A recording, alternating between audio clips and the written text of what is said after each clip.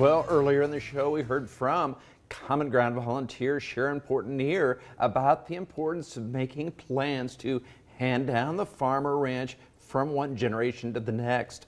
And that interview will be on our Facebook page a little bit later. Right now, Sharon is back with a recipe to share. In this segment, we're learning how to make spaghetti corn. You know, I love going to potluck dinners, and this is a recipe that I have found at those.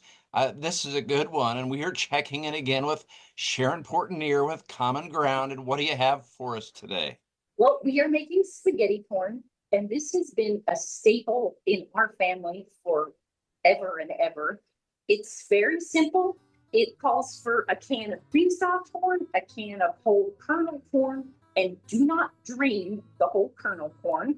It calls for a cup of, I use Velveeta cheese because it melts so nicely, a half a cup. The recipe says melted margarine. I don't melt it. I just cube it up and put it in, and a cup of broken up spaghetti. And I like to break mine really small so that it's stirs up easier and is a little easier to eat. And I'm also a lazy cook, so I just mix it up in the pan I'm going to bake it in. That way you don't have to do so many dishes while you're preparing.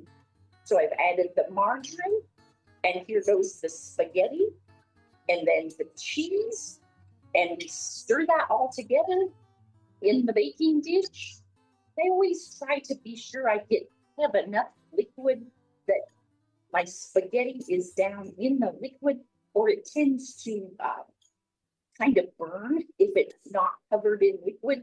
So sometimes you might have to add a tiny bit of liquid so that you have, definitely enough liquid. And then I usually cover it and place it in a 350-degree oven. And it says for an hour, but you want to watch it so it doesn't burn. Another idea we do a lot is we put it in the crock pot. And when we're making a big batch, put it in the crock pot, and it takes maybe 2 or 3 hours on high, and you have a huge batch of spaghetti corn, and then you're ready to enjoy it with your family.